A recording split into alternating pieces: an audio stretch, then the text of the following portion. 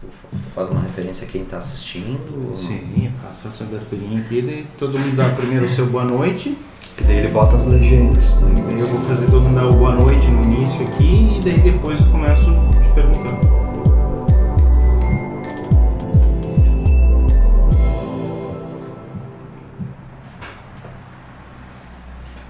Olá, amigo espectador e ouvinte do nosso podcast e programa Segundo Tempo. Sejam todos muito bem-vindos a mais uma edição, nosso programa número 6, que tem como nosso objetivo inspirar novos caminhos a partir dos 40+. Nosso propósito é buscar reflexões para ajudar as pessoas com 40+, importantes para esse período de vida. Gerar, compartilhar conteúdo, compartilhar conhecimento e deixar este legado de conhecimento para as pessoas que estão nos acompanhando e nos assistindo. Você é nosso convidado para participar através dos nossos canais digitais, Programa Segundo Tempo, Instagram, LinkedIn, YouTube, podcast nas plataformas do Spotify e outras de áudio. E nesta noite estamos com a nossa mesa Fábio Nepomuceno. Olá, boa noite. Rogério Lovatel. Olá pessoal, tudo bem? E o nosso convidado especial deste nosso encontro, Rudimar Marques. Olá pessoal, boa noite, tudo bem? Então, vamos dar início ao nosso programa. Vamos convidar aqui o nosso estimado amigo Rudi para que tu comece te apresentando, falando um pouquinho aí sobre de você, um pouquinho da tua história, da tua trajetória, e depois a gente vai buscar um pouquinho entender essas nossas inquietações e o que tu entende, o que tu sugere para nós. Então me fala um pouquinho da tua história aí, como é que tu... Só antes, desculpe. Vai. Desculpe. Só para lembrar o pessoal que hoje o Alduir Moraes, né, não está presente aqui no nossa reunião por um compromisso profissional. Né? Alguém tem que trabalhar. Alguém tem que trabalhar, né? Então, enquanto alguns trabalham, alguns estão aqui. Né? Então, melhor que seja ele. Mas só para fazer esse... para o pessoal daqui a pouco, mas cadê o Alduir? Não, ele está em compromisso profissional, Já tocamos o cartão vermelho dele. Já tocamos o cartão vermelho. Já começou, Foi substituído. Foi substituído. Aqui assim, não apareceu o cartão vermelho. Só no próximo jogo. É isso aí. Mas vamos lá. Rudi, Vai lá, Rudi. começamos por ti, me conta um pouquinho da tua história, me diz um pouquinho da tua história profissional aí para nós chegar no Rudi aí que está presente nesse nosso encontro, pro nosso bate-papo. Bem, eu não tenho nenhuma história extraordinária, na verdade é uma história muito simples. Acho que,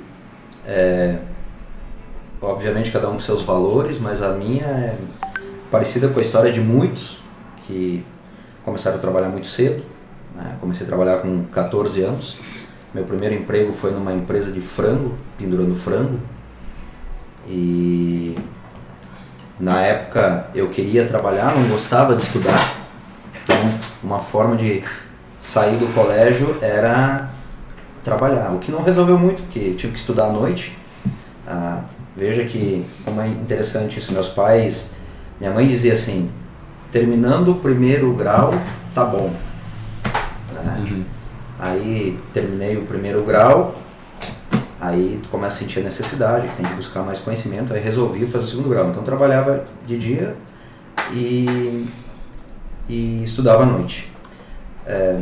Não fiquei muito tempo nessa empresa, me lembro que logo depois que eu passei a experiência, que era de 90 dias, acabei conseguindo um emprego mais próximo da minha casa, numa empresa que era uma empresa de imóveis para escritório. Mas já vou te interromper, né? Essa empresa que trabalhou aí de frango, teve uma história tua que tu me contou há muitos anos atrás, que um cara te disse assim, mas tu é um guri novo, eu tenho tanto tempo de casa, tu vai ficar bom um dia. Como é que foi? Uma coisa assim? É verdade. Na verdade, eu era um molecão, né? E tinha profissionais lá que faziam a mesma coisa. Eu me lembro que tinha 17 anos de empresa, pendurando frango, tirando da caixa, pendurando nos ganchos. Tinha um com 14, outro com 12, e é bem comum nessas empresas, né? As pessoas que têm mais tempo meio que se intitulam meio que líder do grupo ali, né? Então, e era interessante porque eles tinham muita admiração por aquilo, e na época eu não entendia muito isso. Eu só me imaginava assim, mas eu não fico todo esse tempo aqui pendurando frango, não é pelo trabalho, é fazendo a mesma coisa, porque à medida que a gente vai se conhecendo mais, eu me descobri que eu sou um ser da variedade. Para mim a certeza, eu não preciso muito da certeza. Então a variedade para mim é que me motiva. Então, por exemplo, operar uma máquina o dia inteiro, o dia todo lá na fábrica, eu até faço, mas agora a gente está inclusive num processo de estruturação de processos lá, que eu tenho que acompanhar o consultor lá. Para mim ficar 3 horas com ele, nossa, é difícil para mim, é bem complicado. E eu achava esquisito aquilo, né? O cara se achando que estava 17 anos trabalhando no mesmo lugar. Mas depois, com a maturidade, eu fui entender um pouco sobre felicidade, que eu pretendo falar mais na frente aí. Aí trabalhei lá um período, saí, fui trabalhar numa empresa do ramo metalúrgico, na época era uma das maiores empresas de móveis de escritório do Brasil. E acho que trabalhei lá durante 2 anos, aí eu passei por vários setores, auxiliar de pintura, depois virei pintor contra a vontade do encarregado da fábrica. Olha que louco é isso, né? Eu era o cara que tirava as peças do gabarito e tinha o pintor profissional. E como nós fazíamos muito cerão, e na época eu fazia cerão por um único motivo, porque o lanche era um X. Então eu fazia, não era nem pela hora extra, eu fazia cerão. Se soubesse, eu ia chamar um X aí. Pelo X, porque eu amo X. Amo X. Sim. Né? Não os de cavalo, mas Tá eu bom, amo X. Ainda bem. E aí no cerão, às vezes o encarregado não ficava. Então o pintor me ensinava a pintar as peças. E aí aconteceu um dia que o pintor não apareceu. Eu montei a cabine de pintura, preparei a tinta, coloquei na pistola, liguei as cabines e comecei a pintar. E aí eu pintava e puxava as peças. Lá pelas 9, eu acho que o dono da empresa lá, o encarregado do setor lá, viu que não rendia, porque ele viu que o gabarito não estava cheio como deveria estar. Foi lá e olhou lá e perguntou assim, cadê era o André, o pintor. O André não apareceu hoje. Mas e quem é que pintou essas peças aí? E eu com medo de dizer pro cara, porque era meio opressivo o sistema, bruto, era meio bruto, como era na época, né? Eu disse, fui eu, meio com medo, assim. Encolhendo. Aí ele foi lá, olhou as peças, olhou, voltou, não podia deixar escorrer, né? Aí ele disse, muito bem, continua. Aí beleza, eu fiquei feliz, né? E depois eu saí dali, fui para o setor de expedição, depois eu fui para a metalúrgica, mas eu não me achava. Então trabalhei em algumas máquinas na metalúrgica e não me achava. Até que deu uma crise na empresa e o setor da metalúrgica não tinha serviço, então o pessoal ficava jogando carta lá durante o dia.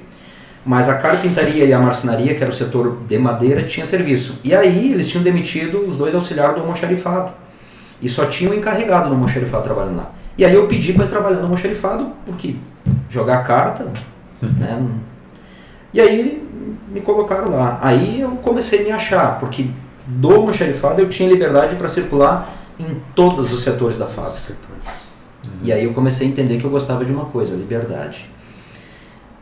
E aí foi, a empresa quebrou. Quantos anos nessa época aí? Uma parte dos 14 até acho que os 16 ali. Tu vê hoje, novo. nem poderia, né? Legalmente. O pessoal indo jogar carta, que só podia dar certo, né?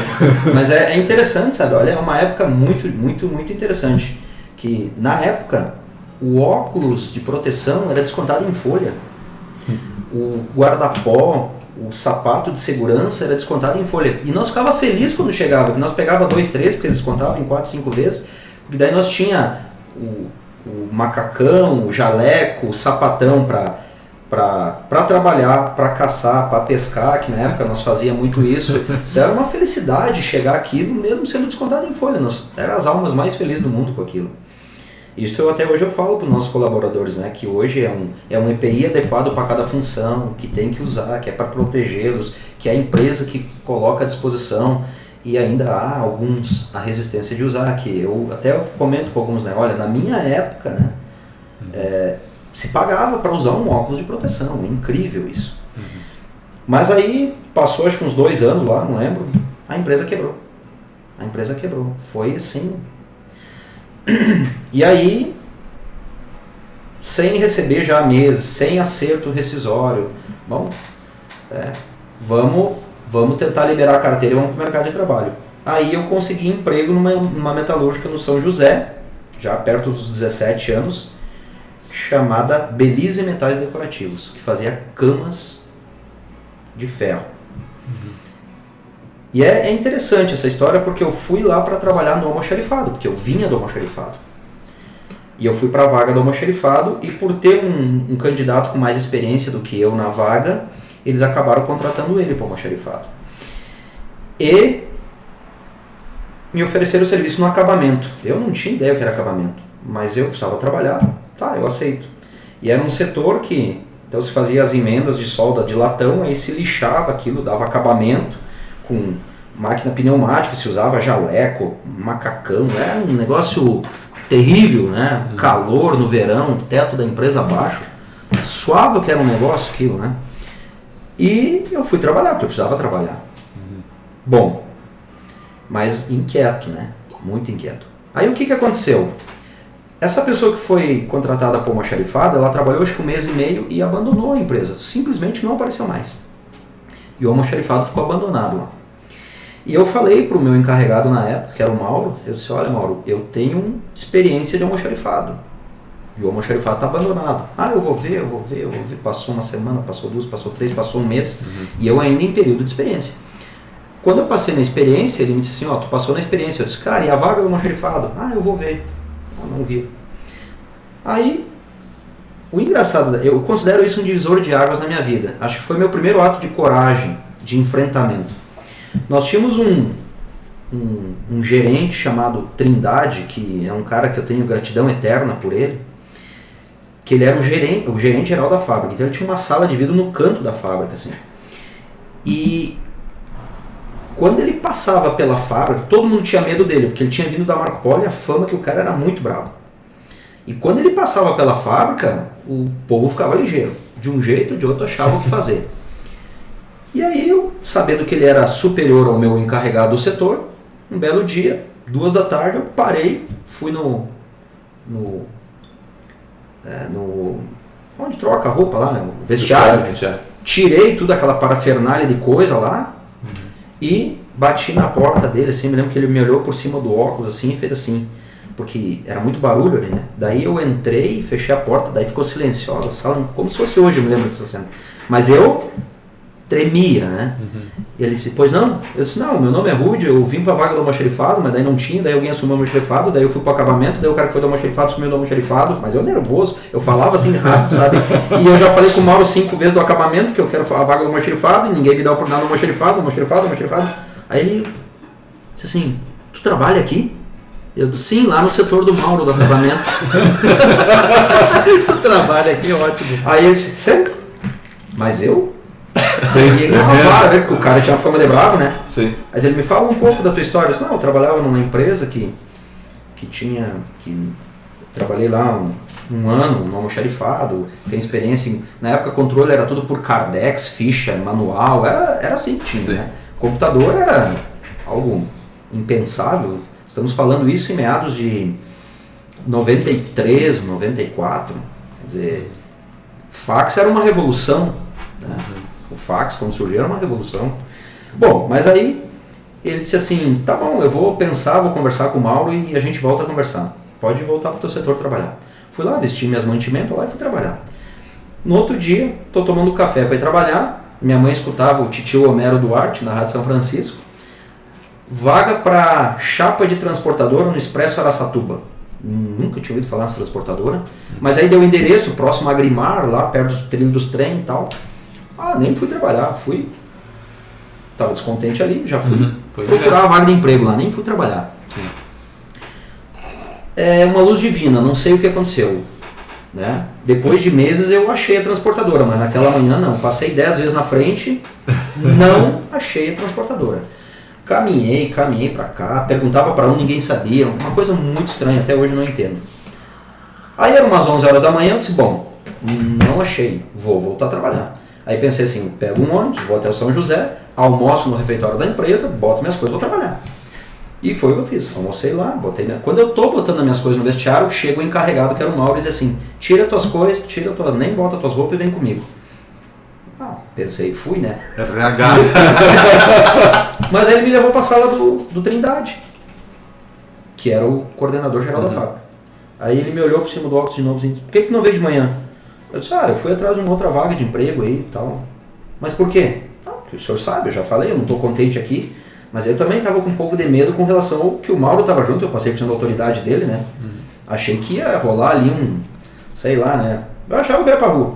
Sim. Aí ele disse assim, mas eu não te falei que eu ia pensar? Eu disse, o senhor falou, o senhor não disse quando? Aí, moral da história, eles já tinham feito uma reunião geral na fábrica, de manhã, sem mim, dizendo que a partir do que eu retornasse eu ia assumir o almoxarifado. E como eu já tinha vendido a ideia de requisição só com a assinatura dos encarregados, porque os caras metiam a mão no almoxarifado. Iam lá pegar um pacotinho de broca, botavam no bolso, ia pegar uma luva, botavam no bolso, era um negócio, imagina, um almoxarifado aberto e abandonado. Que os funcionários iam lá e pegavam, se serviam. Né? E aí, já tinha feito a reunião e tal, né? E aí ele disse assim, tu tem até sexta para desenvolver o talão de requisição, como que tu quer e tal. E eu tinha um modelo, rascunhei, mandamos para a gráfica, fizemos. E a partir dali comecei a trabalhar no almoxarifado. E aí arrumei uma briga com alguns de lá, né? Porque os caras continuavam indo lá pegar e eu, não. Aí ameaça, eu vou te pegar na saída, hoje tu não vai chegar em casa vivo. Tinha vezes que até eu mudava com a parada do ônibus e medo dos caras que não sabia com quem estava lidando. Mas aí surgiu uma oportunidade para trabalhar de auxiliar de compras, eu estava me preparando para isso. A empresa quebrou também. Eu acho que... E é engraçado. Nesse meio tempo, eu conheci o Silveira, porque era ele que entregava ferramentas, brocas, essas coisas, com o carro dele. Quem é o Silveira? Silveira, para mim, é um dos... que eu conheço, ouço falar de muitos, mas que eu conheci presencialmente, um dos poucos que eu conheci, não era um empresário, era um visionário de negócio para a época. Um cara além do tempo, um cara com uma visão fantástica, sabe?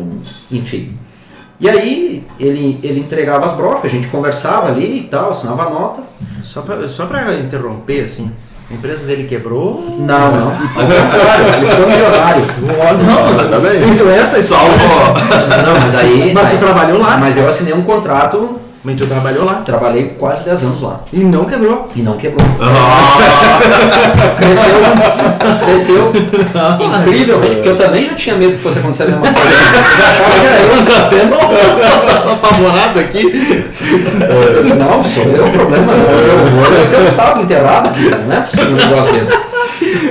Mas aí, olha que interessante. Ele já tinha me convidado uns meses antes para trabalhar, que era para organizar o estoque dele e à tarde fazer as entregas, que ele não estava mais conseguindo fazer as entregas.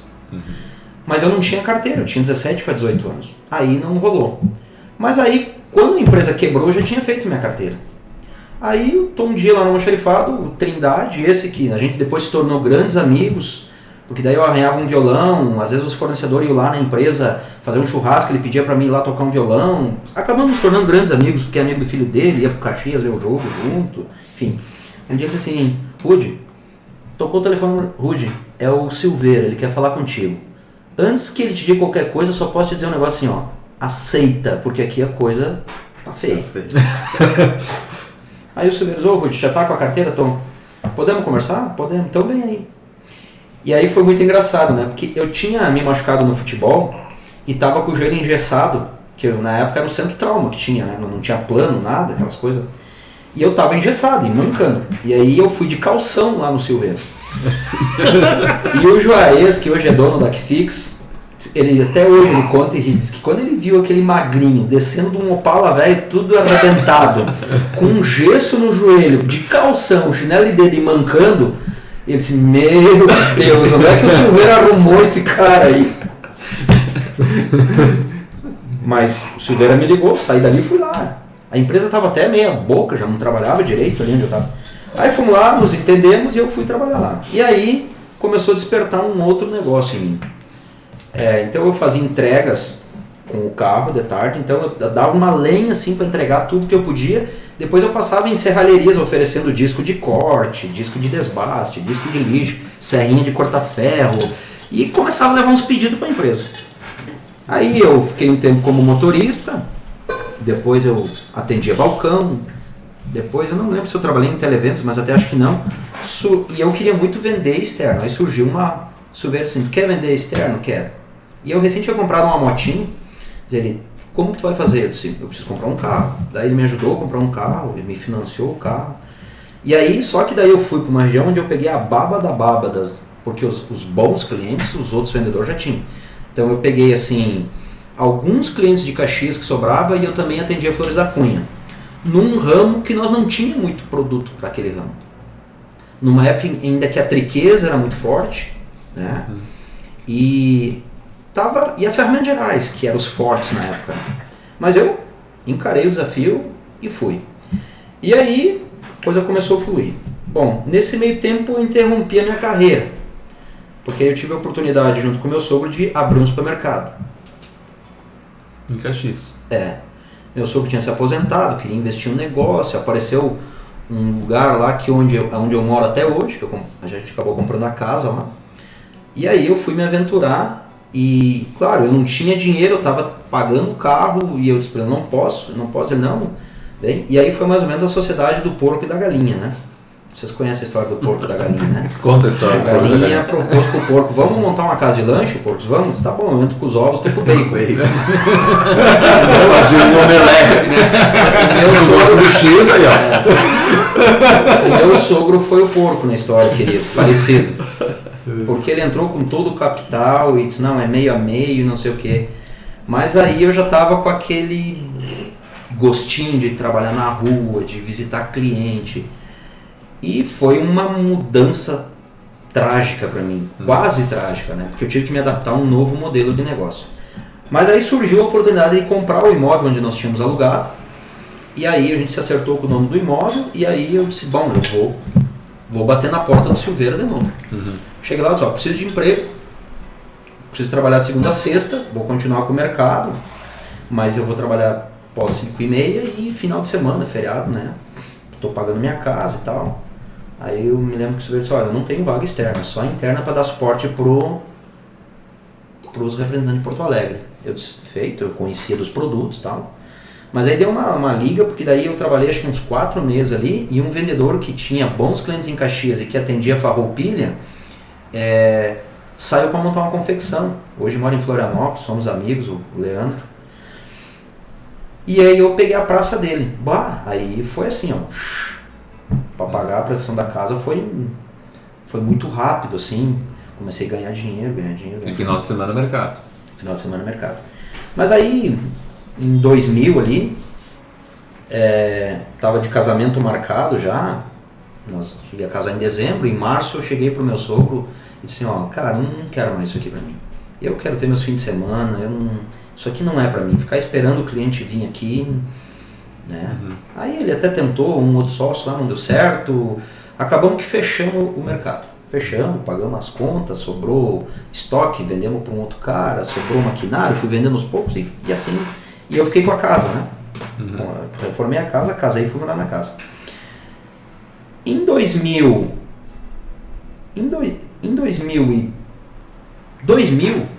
fazia acho que uns 5 anos que eu não estudava, eu disse, vou fazer um vestibular de inverno para ver pegar experiência, para depois fazer um bala mesmo, né? Só para pegar experiência. Fui fazer o vestibular de inverno para FSG, para uma graduação de administração com ênfase em marketing. Fiz, deu o primeiro chamado, não vi meu nome no jornal. Daí no outro dia, por algum motivo, o pioneiro tinha se enganado da primeira chamada, estava meu nome lá. Eu até hoje acho que ele se enganou da segunda chamada. Eu não tinha a mínima condição de passar por isso. Até hoje eu acho que eu não posso ser normal. Mas enfim. Aí me inscrevi. Não veio informação assim, você consegue pagar a parcela? Sim. Se fosse hoje, não precisava fazer. Aí na casa dele. Aí comecei a fazer a faculdade, depois de 5 anos sem estudar. E aí foi, mas não tava legal, sabe? Aquelas cadeiras que o MEC exigia, aquelas enrolação, encheção de saco, inglês primeiro e segundo módulo, e espanhol, e aí, cara, eu tava no meio do curso desgostoso, né? Mas aí nessa trajetória eu comecei a aprender alguma coisa, a ler sobre marketing. E o meu grande divisor de águas em termos de literatura foi a Estratégia do Oceano Azul. Quando eu li esse livro, aquilo me impactou de um jeito assim. E eu disse, cara, eu preciso montar um negócio para mim, mas não é no ramo de ferramentas. Aí eu visitava clientes, via aqueles moldes com as pontas para fora, não sabia nem o que era aquilo, comecei a perguntar para um, o que é? Ah, é pino extrator, é não sei o que, é mola, é não sei o que. Quem vende isso? Ah, São Paulo tem 2 fabricantes fortes, aqui na região tem 2 distribuidores fortes, não sei o que, não sei o que. Tá aí, esse é o mar azul que eu quero. Pouco concorrência, vamos. O setor aqui crescendo, né? Aqui era o 2º maior polo de ferramentarias do Brasil, hoje é o 3º, já há uns 10, 15 anos perdeu para Joinville, talvez menos que isso, mas hoje Joinville é o 2º maior polo, né? Mas Caxias ainda é muito forte. Vamos pro Mar Azul. Mas e aí? Aí eu trabalhava ainda na LF, eu não podia sair para começar o negócio, não ia ter fôlego financeiro para isso. Aí um ex-representante da LF que tinha montado o negócio dele já há uns 5 anos ficou sabendo que eu não estava contente lá, porque houve até um desgaste com a minha saída lá, o meu ex-patrão lá, o Silveira, não gostou dessa ideia de eu montar meu negócio, que ia concorrer com ele, enfim, ele tinha essas deficiências assim, era um cara muito legal, mas ele tinha essas que eu respeito, acho que era o jeito dele, enfim. E aí eu peguei, esse outro concorrente fez uma proposta para mim, o cálculo era mais ou menos assim, eu vendendo a metade do que eu vendia lá, eu ia ganhar igual e podia montar o meu negócio. Inclusive, o Betinho, né, conhecido como Betinho, Gilberto Rodrigues, é um cara que eu tenho gratidão eterna, porque além disso ele me pagou passagem para ir para uma feira em São Paulo para ver se eu achava fornecedor para o meu negócio. Olha a visão diferente do cara. Um não queria que eu abrisse, o outro disse não. E me disse, um dia que tu achar que tu consegue andar com as próprias pernas, tu só me avisa para nós preparar alguém, mas até lá tu trabalha comigo. E aí foi uma jornada de 2 anos e 11 meses com ele. Então a Sulmax nasceu em 2003, eu participei da primeira feira. Aliás, nós somos tenho orgulho de dizer isso, que a Sulmax foi a primeira empresa a participar de uma feira em Caxias do Sul voltada para o setor plástico, que era a Tecnoplástico, em 2005. Terminei a feira, fui lá e disse para ele, vamos preparar alguém, porque agora eu vou seguir carreira solo. E aí, nesse meio tempo, o Jonathan já tinha vindo trabalhar comigo, que vocês conhecem. E aí a coisa começou, dedicação total na Sulmax. O grande problema é que a gente nunca tem problema de vender componentes. Nós sempre tivemos o problema de ter de quem comprar os componentes. Então isso foi uma deficiência enorme no início.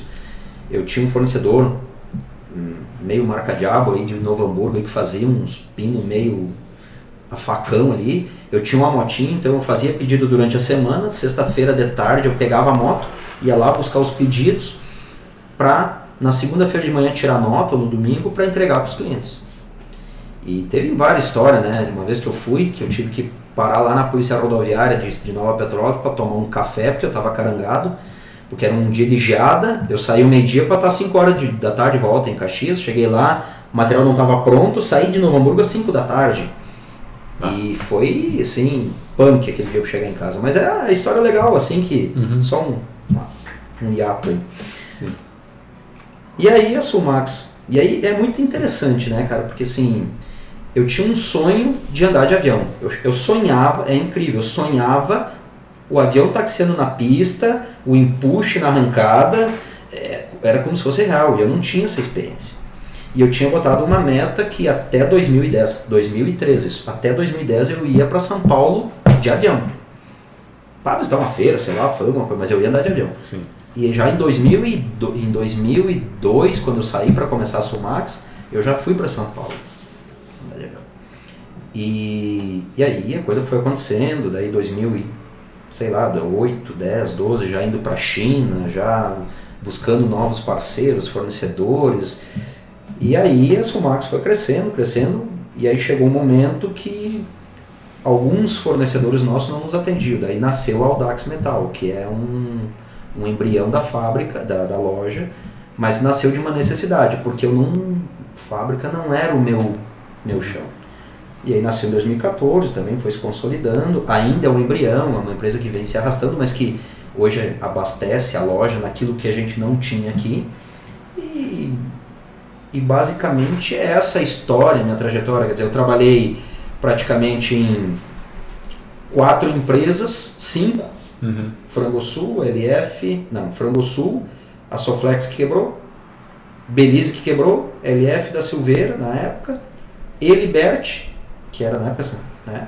E Sulmax. Trabalhei em 5 empresas nessa trajetória até montar o meu negócio lá com 27 anos e hoje a empresa está fazendo... Tu tinha 27 anos quando montou a Sulmax. 27. A empresa vai fazer 19 anos agora, então eu faço agora 47, o ano que vem ela faz 20 anos. E tu comentou na tua história aí, tu falou uma parte do teu núcleo de estudos que tu foi estudar na FSG. Além desse estudo, sei que tu é um cara que é apaixonado por estudar, conta um pouquinho os teus estudos e outros estudos que tu fez aí nesse ciclo aí para chegar até onde tu tá nesse momento. Então, eu acabei trancando a minha faculdade na FSG no meio. E foi um negócio fantástico, porque eu tinha um professor chamado Rufato, professor de matemática, acho que nós estávamos fazendo matemática 1, e eu tinha uma praticidade de lidar com calculadora, não sei porquê, tanto que era um sacrifício estruturar os exercícios na prova. Eu chegava no resultado, nem sempre acertava, né, mas quase sempre acertava, mas era muito direto, cálculo, E um dia na aula dele eu terminei minha prova e chamei ele pro corredor para conversar. Então ele com o olho no gato, outro no peixe, né? Ele olhando para os alunos na sala e disse: professor, eu tô frustrado, quase no meio da minha graduação aqui e não tá legal. Aí eu contei para ele, né? Já era 2004, quase 2005, comecei meu negócio e eu preciso ter retorno mais rápido e tal. Aí ele me disse um negócio que eu nunca vou esquecer, cara. Ele disse assim: Rude, vai tocar a tua vida, cara. Ele assim, sabe qual que é o grande problema hoje das universidades? A maioria que está aí dentro dessa sala, ele olhou assim, o pessoal todo em silêncio dando prova, né? A maioria acha que a hora que pegar o canudo, as empresas vão vir buscar em casa para ter emprego. E é uma ilusão isso. Se tu tem o teu negócio, cara, tu não sabe fazer cálculo financeiro, vai no Senac, faz um curso de HP, vai buscando aquilo conforme a tua necessidade, mas toca a tua vida, cara. Não perde teu tempo aqui. E aquilo parece que me tirou um saco de cimento das costas, assim.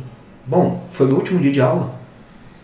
Não foi mais depois? Não foi mais. Nem terminou a disciplina. Nem terminei a disciplina. Sério, foi meu corretor. A prova tá esperando lá, a nota. Tomara que não seja funcionário na FSG, porque vai ser demitido amanhã. Eu nunca mais vi ele. Eu sei que ele era... Eu sei quem ele é. Eu sei que ele era gerente do Banco do Brasil, alguma coisa assim. Sim, trabalhando no Brasil. Nunca mais vi ele. Mas ele não tem ideia do quanto ele contribuiu na minha vida com aquela 5 minutos de conversa. Ele falou o que eu precisava ouvir. Sim. E eu só não tinha certeza. Mas aí eu, tocando meu negócio, aí surgiu um curso sequencial na UX chamado Gestão Mercadológica, que era um curso experimental, que era um curso sequencial, que te dava peso de graduação, mas não era assim uma graduação. Tempo reduzido. Aí olha só, aí eu fiz o vestibular, não passei. Não se enganou, amor? Mas aí, mas aí, como o curso era novo e não teve aluno suficiente, me chamaram. É a mesma lista da FSG, a segunda chamada. Você acha que eu me engano no primeiro. E aí eu fui fazer o curso. E aí era voltado para marketing e tal. E foram, sim, 1 ano e meio, a mesma turma. Era como se fosse uma pós. A mesma turma. Tenho amigos até hoje daquela época. E foi um negócio assim muito legal, direcionado, com retorno rápido, voltado a assuntos pertinentes ao mercado, ao momento. E aí terminei o curso lá. Foi logo depois onde a gente se conheceu. A FSG me liga, dizendo assim, nós estamos começando um curso que nós somos a primeira turma experimental de gestão estratégica em vendas, eu acho que era, gestão de vendas, alguma coisa assim. A FSG está te chamando, está te convocando aí para fazer uma pós, vai ter uma turma e tal. Eu disse, mas eu tranquei no meio, eu nem sou graduado. Não, mas a gente olhou aqui que você se formou na universidade, na UGS, com o curso sequencial, não sei o que, você pode fazer a pós. Aí fui lá, olhei o currículo, gostei, foi onde eu conheci essa fera aqui, 2007. Vamos fazer a pós. E foi também um negócio, foi melhor que na UX, inclusive, né? A turma, todos, né? Assim. Você também, olha o nível de colega que tu tinha. Você pior, né? Tá louco, né, tia? E o Tonieto, né? Marreteando nós lá, né? Gente boa pra caramba, né? Aliás, foi um dos melhores professores que eu tive na vida, o Tonieto. E aí, nos formamos lá em pós-graduação. Aliás, eu não me formei, né? Porque eu fiz uma viagem para a China, um módulo eu não fiz, e até hoje isso está em aberto, eu não fui pegar meu certificado e também não era o que eu queria. Pegar o artigo, esperando o artigo. Estou esperando o TCC. Estou esperando o boleto. É só acertar o boleto, tá tudo certo. E aí eu fiquei numa lacuna sem estudar durante 10 anos. De 2008, a gente se formou metade de 2008, né? Até 2019. E aí aconteceu um negócio absurdamente fantástico, né? Que é como eu fui parar na Nortus. Eu não andava bem. Por algum motivo, para mim, meu negócio já tinha dado o que tinha que dar, tava de saco cheio de tudo, falava em querer vender a empresa a qualquer preço, mas falava abertamente para os meus colaboradores. Tava azedo. Ei, só fazer um parênteses. Ele tava procurando programa segundo tempo, né? Que idade que tu tinha aí? 40 e poucos, 42 né? para 43. Eu acho que no fundo eu tava louco para fechar os 3 pontos, quebrar a terceira empresa, sabe? Comer música no Fantástico. Comer X e fechar a empresa. E aí o que eu pensava? Eu vendo isso aqui, pego, indenizo todo mundo, pego uma grana, vou morar na praia, monto um negócio lá, não me passou pela cabeça uma casa e lanche. Vou comer Que aí eu vou quebrar o quarto negócio. Eu ia comer o estourão lá. O meu pobre não ia passar. E aí, mas eu pensava nisso, né? Mas aí uma ex-funcionária minha, que a gente é muito amigo, chegou lá um dia, disse, como é que tu tá? Não, eu tô bem. Não, tu não tá bem. Eu disse, não, eu tô bem sim. Não, vem cá, me pegou pela mão, me levou à sala de reunião. Eu disse, eu te conheço, tu não tá bem? Ela tinha trabalhado uns 3 anos com nós. E de vez em quando ela aparecia lá, ela era representando a Unimed. Ela disse, tô de saco cheio. Aí ela assim, eu tô indo numa coaching e amanhã eu tenho horário. Amanhã não, quinta-feira eu tenho horário, acho que é uma segunda, uma terça. E eu quero que tu vá no meu lugar conversar com essa coach. Eu disse, mas que coach? Tu tá louco, esses coach aí? Coach é que nem consultor de empresa, só vem tirar o dinheiro do cara. E vem falar aquilo que o cara já sabe. Você era pra falar isso, eu já sabia. Né? E eu tinha até uma teoria do coach, né? Não sei se eu posso contar aqui, né? Depois você vai se entender com os coaches. O pastor tava com as ovelhas lá no campo, lá que sumia a ovelha atrás dos matos lá, e chega um cara de carro preto, terno preto, gravata, sapato lustro, maletinha preta, e diz bom dia. E o pastor diz bom dia. Se eu adivinhar quantas ovelhas o senhor tem, posso pegar um bichinho pra mim? O cara pode. Ele abriu o note, assim, subiu uma anteninha, espelhou via satélite, mapeou a região, o senhor tem 5.872 ovelhas. Aí o pastor disse, nossa, estou impressionado, o senhor acertou na mosca, por favor, passa a cerca aí, fica à vontade. O cara passou a cerca, botou o bichinho embaixo do braço, quando está saindo o pastor assim, se eu adivinhar a sua profissão, desfizemos a primeira aposta? Aí eles, tá aí, desfizemos. O senhor é coach consultor de empresa, né? Mas como o senhor adivinhou? Bom, primeiro, eu não lhe chamei, o senhor veio. Segundo, o senhor usou da última tecnologia atual para dizer o que eu já sabia. Não te dá. E terceiro, o senhor não entende nada do meu negócio. Então, por favor, larga o meu cachorro. Boa. E eu tinha até uma historinha, né? Mas aí, eu fui. E o meu erro, o meu acerto foi levar o Jonathan junto, que era o meu braço direito, o cara que a empresa vai fazer 19 anos, que ele está fazendo 18 anos de casa. E aí aconteceu um negócio muito louco lá, né? Aí, cheguei lá, a tal da Mirielle se apresentou, mandou uma sentada do outro lado da mesa. Disse, o que eu posso fazer para ajudar vocês?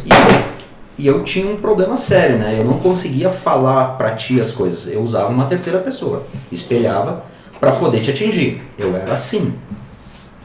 Aí eu disse, porque eu vi que tu é da área de comunicação, trabalhando na RBS, vendas, não sei o que, marketing, não sei o que, quero tu lá dar uma turbinada no meu comercial lá, porque o pessoal só sabe vender preço, que não agrega valor no produto, porque a gente importa produto que vai para a Europa e concorre com um concorrente que só vende marca diabo da China e não sei o que, e blá blá blá blá blá. Aí diz ela, sim, é minha especialidade. Mas eu falando para atingir o Jonathan.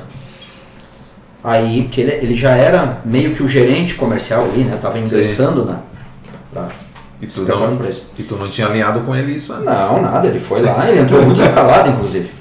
Aí, ela disse assim, me fala um pouco de ti. Como a gente tá fazendo aqui, né? Eu disse, falar de mim? É complicado falar de mim. Me conta a tua trajetória profissional. Contei, lá da Frango Sul. pinturar frango, que eu nunca gostei de fazer a mesma coisa, que eu tenho que estar sempre fazendo coisas diferentes. Né? Mas ela me fala um pouco de ti, de mim, quem é o Rudimar? Cara, eu nunca tinha parado para me perguntar, quem é o Rudimar? Aliás, é uma pergunta interessante, né? Hoje eu costumo fazer essa pergunta com os meus alunos, né? O que eu significo para mim? É algo para se pensar, né? Sim. O que eu significo para mim? Quem sou eu? O que eu significo para mim? E aquilo me pegou meio... Mas aí eu disse, eu sou... Aí ela disse assim, olha, cara, eu posso ir lá... Eu não vou, tá? Ela assim, eu não vou. Mas eu poderia ir lá fazer um trabalho para ti e eu ia fazer teu gerente, teus colaboradores, pensar fora da caixa. Mas eu ia te arrumar 2 problemas, ela assim. Os bons tu ia perder tudo e os ruins tu ia mandar embora, tu ia ficar sozinho. Aí eu disse, mas aí tu não tá me ajudando? Ela, mas esse é o ponto. Eu disse, qual é o ponto? Ela disse, o ponto é tu. E aí ela começou a falar. E aí, cara, eu não ouvi muito do que ela me falou. Porque eu só pensava em 2 coisas. A porta, sair correndo. E a outra que eu pensava assim, mas nem minha mulher fala comigo assim. E tive vontade de virar a mesa dela. Mas aí ela falou, né? Ela disse, olha pra ti, cara. Olha quem tu é. Olha a tua trajetória. Tu tá me dizendo que tua empresa tem 15 anos. Tu sabe quantas empresas quebram em 15 anos? E começam de novo e quebram de novo. Será que tu é tão incompetente assim para estar se vitimizando aí, vítima da sociedade, do governo, dos colaboradores, porque é imposto, porque é sistema, porque não sei o quê, porque é política? Eu disse assim, cara, olha para ti, tu já parou para pensar na tua jornada, quem tu é e o que tu já vivenciou, da onde tu saiu, onde tu tá hoje? E eu nunca tinha. Tá? Aí ela assim, olha a tua postura, olha como é que tu tá na cadeira, cara, tu parece um avestruz querendo enfiar a cabeça num buraco. Não usou nessas palavras, mas eu entendi isso. Aí eu disse, cara, eu quero ir embora daqui. Eu só queria ir embora. Aí, e o Jonathan quieto. Aí, ela assim, tu quer ajuda? Eu vou te encaminhar pra isso aqui, ó. Eu fiz curso em Campinas, eu trouxe pra Caxias, vai ter a 5ª turma, Aí eu olhei aquele portfólio, fui lá na página final olhar o preço. Olhei o preço e... Começou a trás pra frente. Só trás pra frente. Eu olhei assim, com esse valor eu troco o carro, eu viajo, eu pinto a casa, eu ia falar um palavrão aqui, mas não vou falar. Vai. Fecha o puteiro. Cara, eu faço tanta coisa boa com esse dinheiro. 9 meses estudando sexta e sábado o dia inteiro, investir essa grana. Não, né, velho? Ela assim, cara, 10 anos sem estudar, ela te disse assim, tu parou pra pensar que criança que tu carregou no colo daqui 5 anos vão estar quebrando a tua empresa sem sair de casa? E aconteceu na pandemia. Muitos. Né? Muitos profissionais fecharam as empresas com um gurizão lá num quartinho lá atrás de um notebook. Né? Mas aquilo pra mim não fez muito sentido, né? Imagina, botou dentro da minha ferida e aí eu saí dali e o Jonathan quieto. Aí eu embarquei no carro, saímos, quando a gente entrou na perimetral ali, eu encostei o carro assim, fala o que tu tá com vontade de falar. E ele começou a rir. Bem feito, eu precisava ouvir isso, que bom que eu tava junto. Aí eu disse assim, cara, não tô te entendendo, velho. Ele, Rudy, como é que tu acha que eu me sinto, cara? Eu apostei a minha vida na tua empresa, tu era o cara que eu admirava quando eu era criança, o cara que liderança, falava, empreendedorismo, e hoje eu te vejo assim, cara, como é que tu acha que eu me sinto? Aí caiu a ficha. E aí, aí o bicho pegou. E eu fui quieto. Daí larguei na empresa. Mas eu resisti, botei aquele negócio na minha mesa lá, todo dia eu olhava aquilo, não vou fazer. Porque aquela mulher pensa que é quem? Não vou fazer. Bom, moral da história. Fiz porque o meu cérebro me deu o seguinte comando, a empresa te deve isso, ela que pague. Sim. Me inscrevi, fiz os boletos para a empresa e fui fazer o curso. E aí, velho, aí foi como se fosse ver a luz. A luz. Aquilo que eu não vi em faculdade, aquilo que eu não vi em escola, aquilo que eu não vi, me abriu a cabeça de um jeito assim, porque daí eu fiz os 9 meses de curso. Daquele eu fiz uma extensão que na época tinha na Norte, chamada Maestria Pessoal, que foi o que desencadeou eu fazer esse trabalho que eu faço hoje, que eu chamo de O Meu Melhor Eu, que ele é uma cópia, é uma cópia com as minhas percepções, com as minhas introduções, num formato mais genérico, porque eu fiquei 5 dias em imersão. E fiz outros cursos, autoliderança, introdução à autoliderança. Agora estou indo buscar, me inscrevi num curso aí, maio e junho, pela uma empresa americana chamada ICI. Estou indo para o caminho do coach. E o coach eu sei que está banalizado no mercado, porque os coaches de hoje são os cartomantes contemporâneos, eles resolvem desde problema amoroso até financeiro. Não vai pegar o cachorro em vez da ovelha. Exatamente.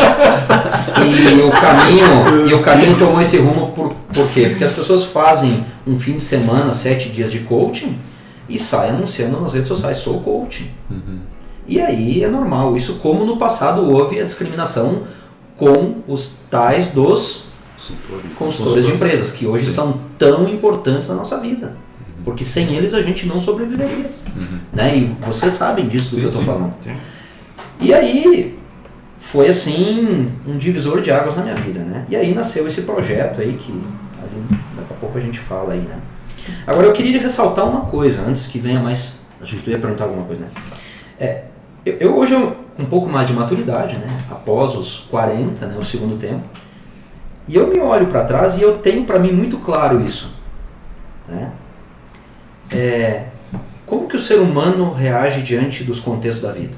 Então, se a gente observar claramente, eu tenho hoje lá dentro da empresa uns molecão que vem e diz assim, Barro, eu não sei o que eu quero para minha vida. Antigamente para mim isso era uma ofensa, ouvir isso doía. Hoje eu entendo e acolho.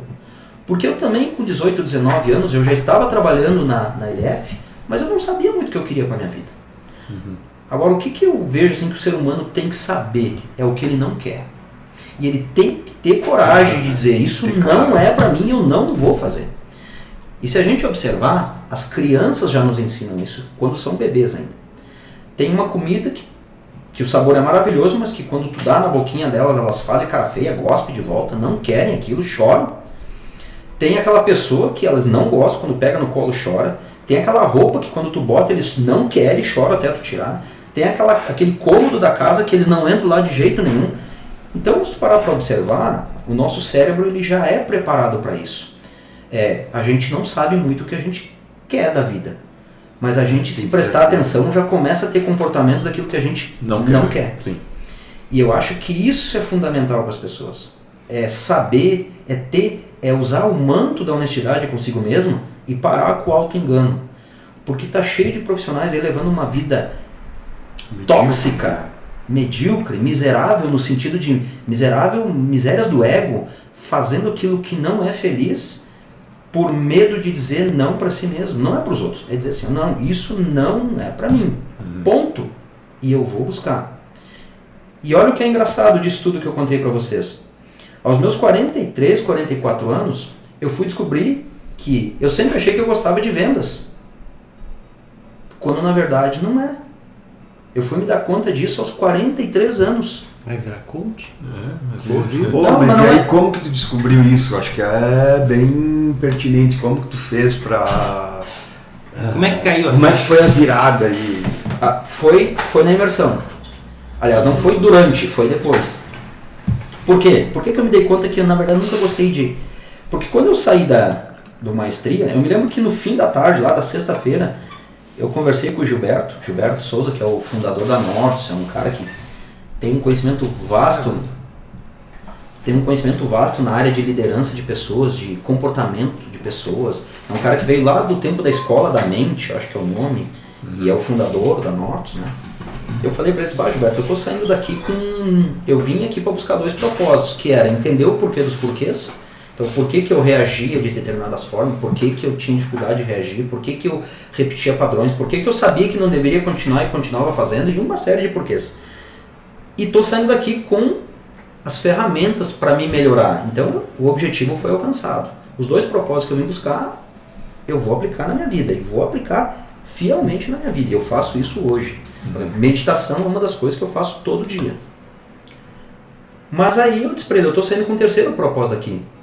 Eu tô com uma vontade imensa de levar para as pessoas que não têm oportunidades que eu aprendi aqui. Mas isso tá aqui dentro, latejando assim, um negócio. Dizer assim, faz o que teu coração manda, segue. Mas eu saí de lá, né, e pensei, não, mas isso é... Porque porque eu estou emotivo, está tudo muito vivo na minha mente, foi intenso, 5 dias, isso vai passar, sabe? Mas não, aquilo foi se fortificando e foi. Eu chegava a sonhar de novo, de noite com aquilo.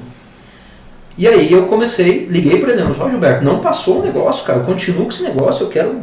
Aí ele, cara, me fala me descreve em poucas linhas o que tu entendeu do maestria, eu descrevi para ele, a gente começou a trocar e-mails, né? E ele assim, me apresenta um plano, o que tu pretende? Eu disse, Gilberto, eu não consigo juntar 5 dias, as pessoas não têm tempo, um fim de semana já é impossível, e as pessoas não... Uns porque não querem dormir fora de casa, outros porque querem e a mulher não deixa, não vai dar certo esse negócio, né? Então vai ter que ser num dia. Um dia intenso, maçante, cansativo. Eu vou tentar pegar os principais pontos que a gente viveu lá nos 5 dias e vou montar. Ele me apresenta isso. Aí eu criei PowerPoint, né, uma lógica, 4 módulos de 2 horas e 20 cada módulo e mandei para ele. Ele me ajudou a ajustar, tinha algumas coisas que estavam meio fora de contexto, estruturoso. Ele assim, cara, vai ser feliz. E aí eu fiz a primeira turma lá acho que foi janeiro ou fevereiro de 2021. E aí já um fala pro outro, fala, olha, nunca vi isso, foi babá. E aí, nesse meio tem a história do meu cunhado, que o meu cunhado foi porque era meu cunhado.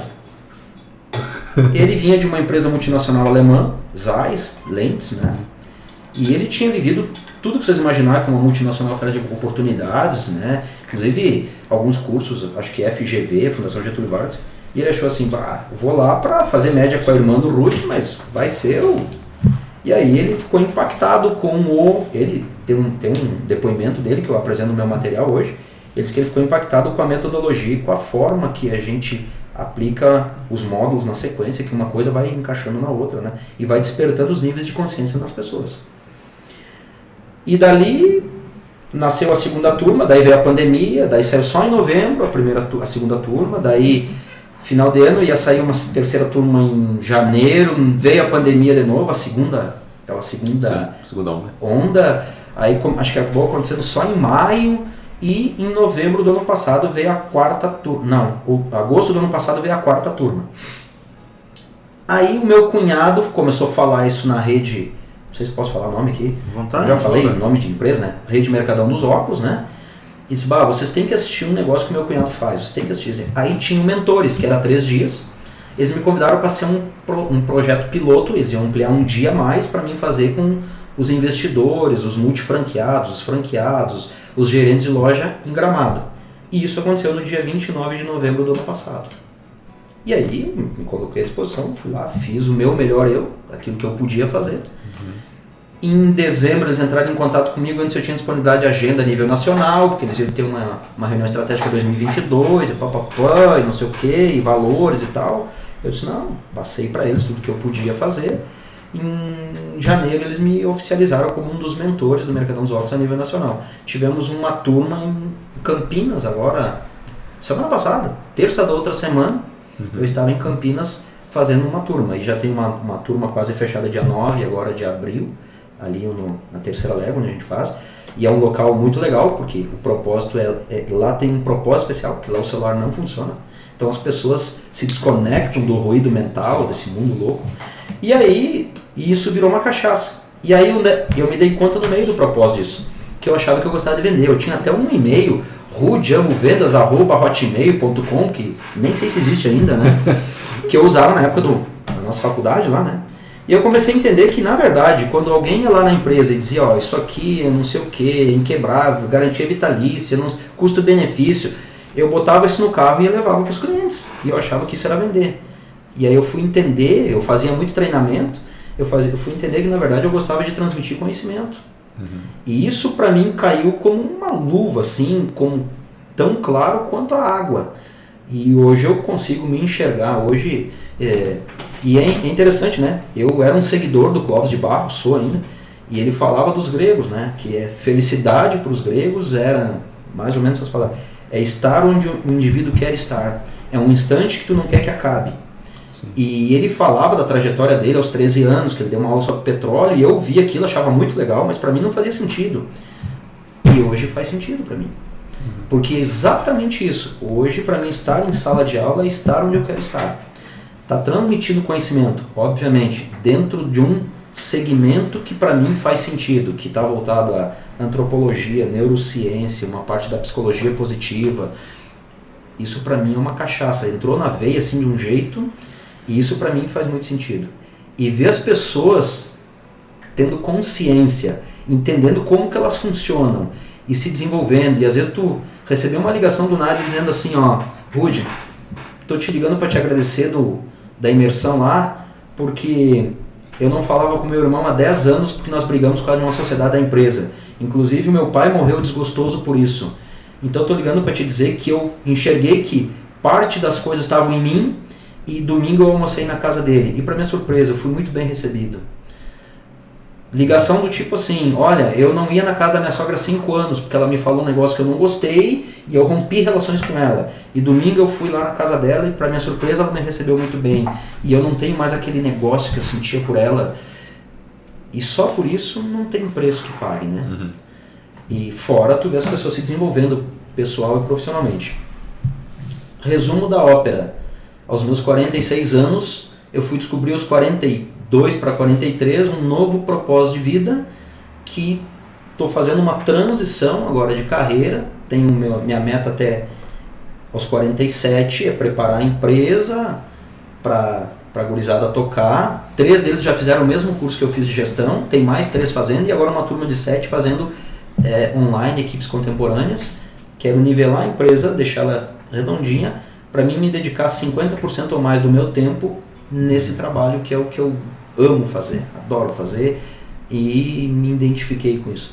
E é interessante, à medida que eu comecei a melhorar em mim as coisas, a empresa também não teve mais. Continua com os mesmos ruídos, mesmos problemas, aliás, quanto mais cresce, mais contextos surgem, só que hoje eu vejo como bons desafios e não mais como problemas. Sim. Até a gente conhece você já há algum tempo, acho que desde o início lá da empresa, da Sumax. Como é que foi? Porque hoje quantas pessoas tem lá no grupo que trabalham lá? 30 colaboradores. 30 colaboradores. Como é que foi esse... Porque tu teve que ir subordinando, tu teve que... A empresa foi crescendo, teve os gerentes, teve que ir passando as tarefas. Enfim, hoje, pelo que a gente nota, a empresa ela funciona sozinha. Você está lá, claro, mas tu tem essa outra atividade. Como é que foi essa passagem, assim, essa questão do pessoal andar sozinho, assim, foi... Conseguir delegar. Conseguir delegar isso. Foi difícil. Porque eu tinha... Uma das coisas que a gente trabalha no Meu Melhor Eu chama-se... É uma miséria do ego, né? Uma necessidade do ego, o controle, né? Uhum. Pra mim, eu tinha que ter o controle sobre tudo. Delegar algo para ti fazer, Fábio, era uma tortura, porque eu até delegava, mas eu ficava acompanhando para ver, ou no meu inconsciente, ninguém ia fazer tão bem quanto eu, né?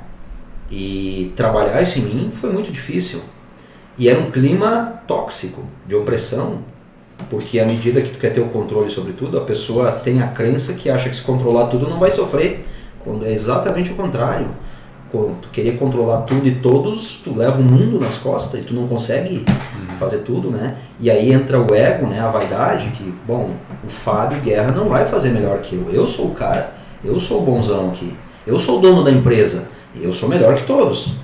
Então, trabalhar isso em mim, entender que isso vem lá da infância, de uma questão que está associada a muito controle, especialmente controle... de ter as coisas tudo direitinho, tudo no lugar. Minha mãe era muito caprichosa, nós éramos pobres, mas a mãe era muito caprichosa.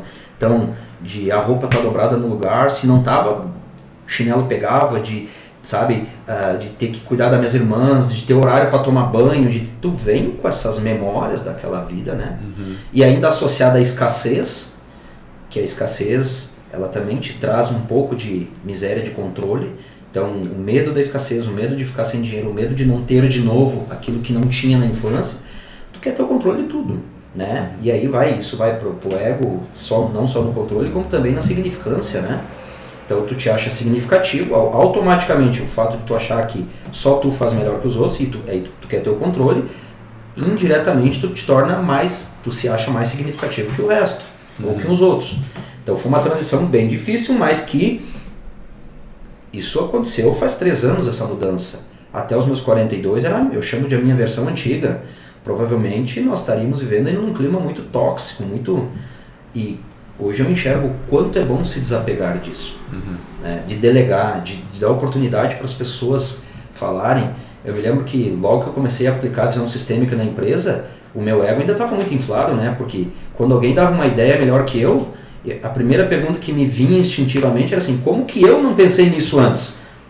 Olha, isso é ego, porque eu sou bonzão, eu tinha que pensar nisso, né? Ou então vinha a segunda parte, né? Pô, o cara que eu não dava nada trouxe a melhor ideia, que de certa forma é até uma discriminação, né?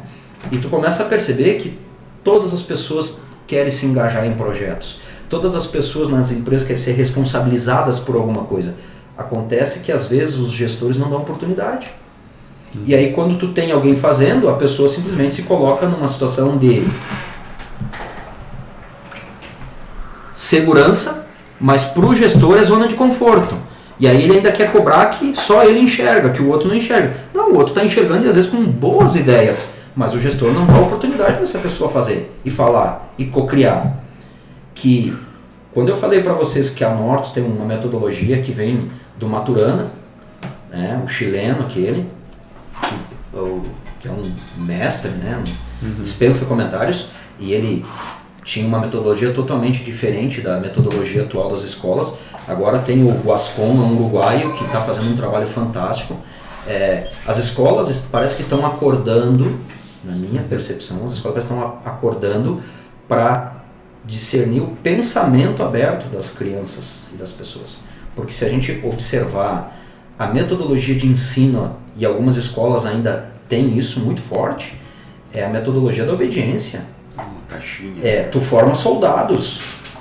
Aliás, me perdoem é a minha opinião, essa é a minha percepção, me perdoe quem defende as Forças Armadas, e eu acho legal, eu gosto, mas o quartel não ensina disciplina. A disciplina é uma consequência, o quartel te ensina obediência. Ou tu faz ou tu paga. Ninguém te dá a oportunidade de pensar lá, tu tem que seguir a cartilha. E as escolas... E a hierarquia, né? Hierarquia, que tem o lado bom disso, tem, mas as escolas te ensinam obediência. Eu cheirei parede na minha infância, a minha mãe ajoelhou no milho, meu pai conta, né? E minha avó conta que a professora dava reguada na mão. Então a minha avó tomou reguada, meu pai ajoelhou no milho, eu cheirei parede. Como que tu ensina um ser, um vivente desse a ser protagonista na vida? Não, tu ensina ele a ser submisso. Porque se eu fizer algo errado, o que a memória traz? O cérebro te traz dor física. Tu errou, tu apanha. É dor física, então prefiro não correr risco de errar, deixa eu ficar aqui. Sim. E isso foi uma transição muito difícil para mim no início. Hoje, contrário. Hoje, a verdade, até eu me tornei meio preguiçoso, eu acho. Eu delego tudo que eu posso. Eu quero pensar, não quero trabalhar na parte operacional. Né? Mas é óbvio, né, que é um tempo de maturação para isso, a empresa tem que ter um tempo, no início tudo é muito complicado, tem que fazer um pouco de tudo, né?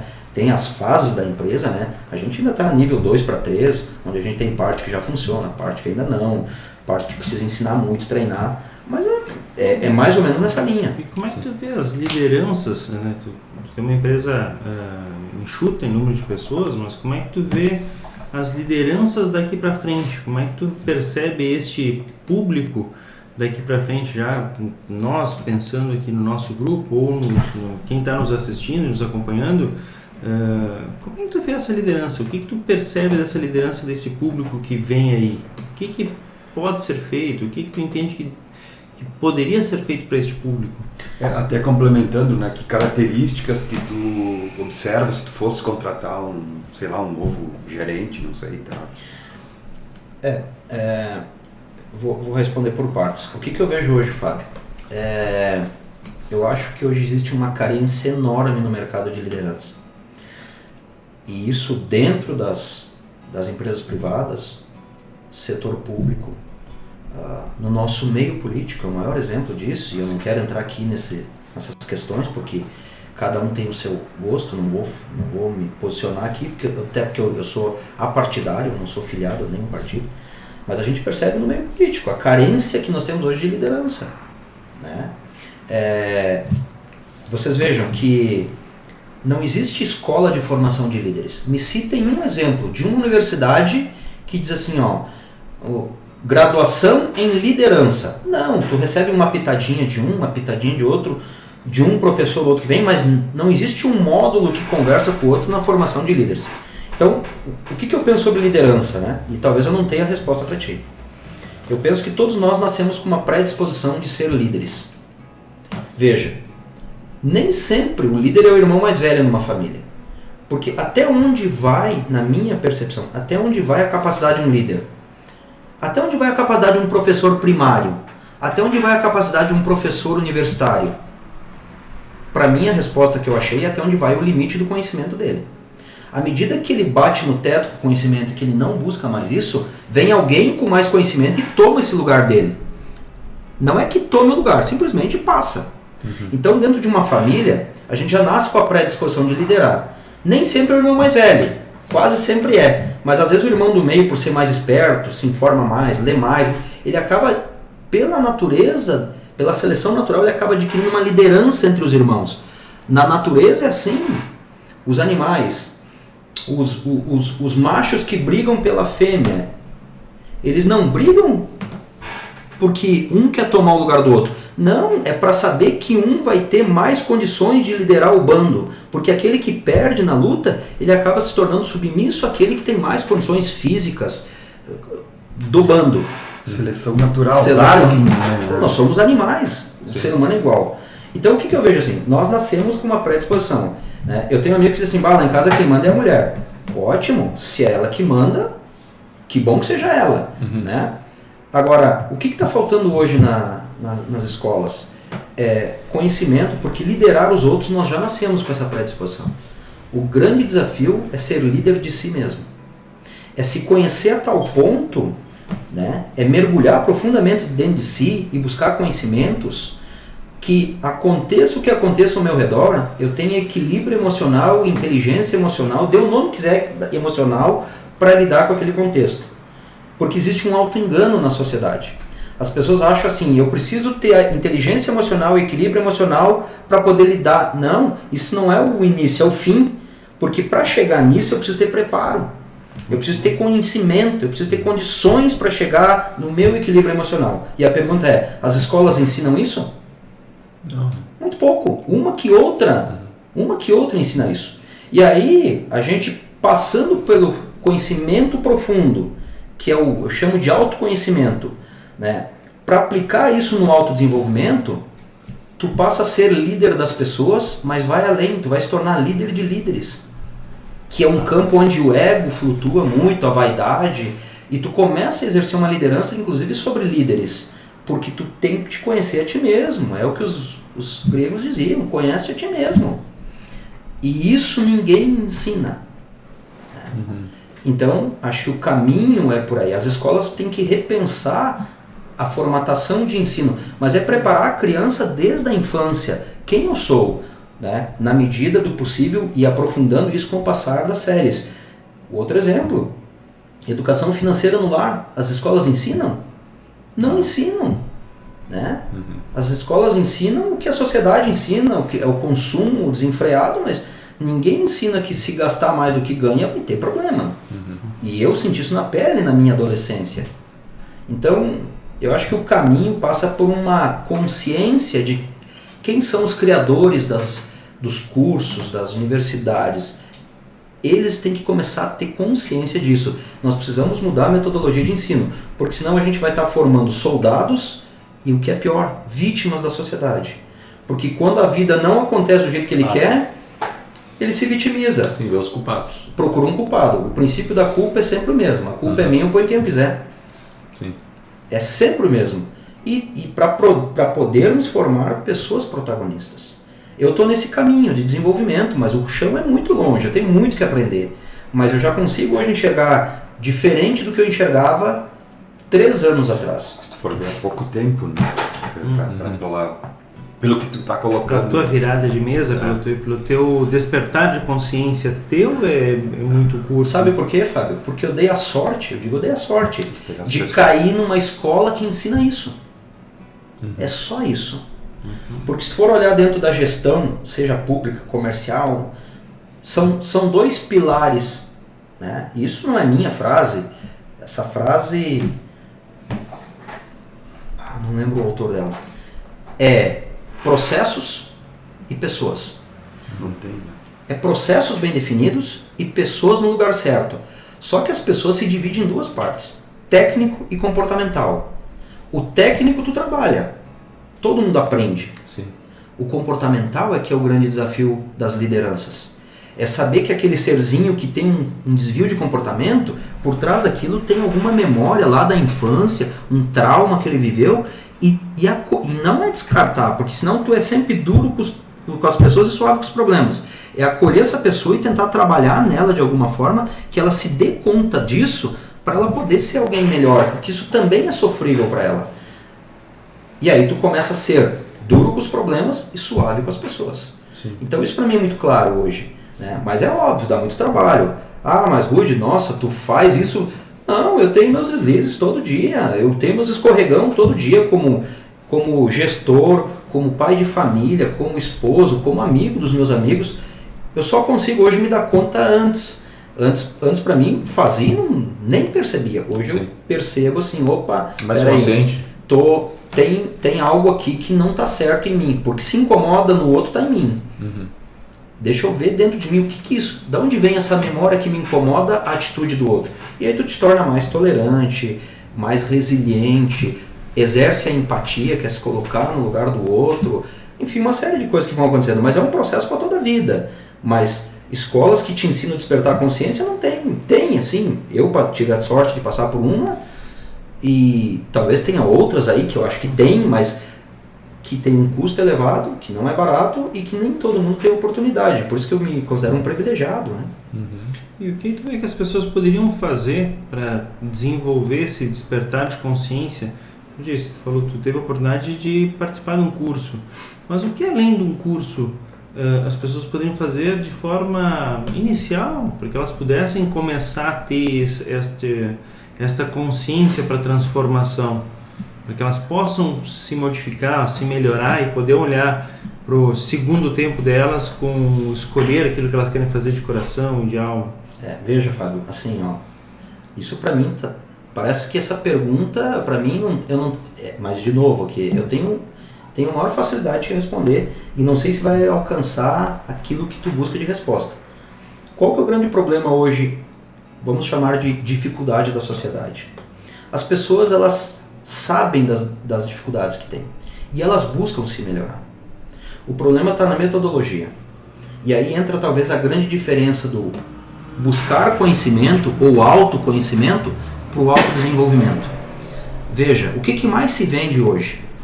Palestras motivacionais e autoajuda. Aliás, desde a década de 90 se vende muito isso. Eu fui um seguidor de muitos desses, né?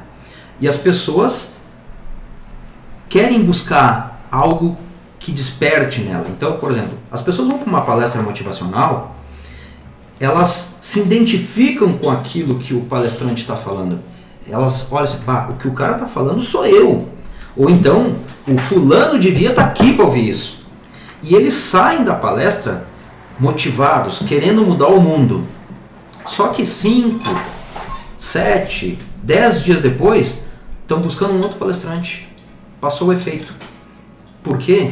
Porque os livros, essas coisas aí, os 35 passos para fazer não sei o que, as 7 fases de como enriquecer, os 10 passos para se tornar um líder, não sei o que.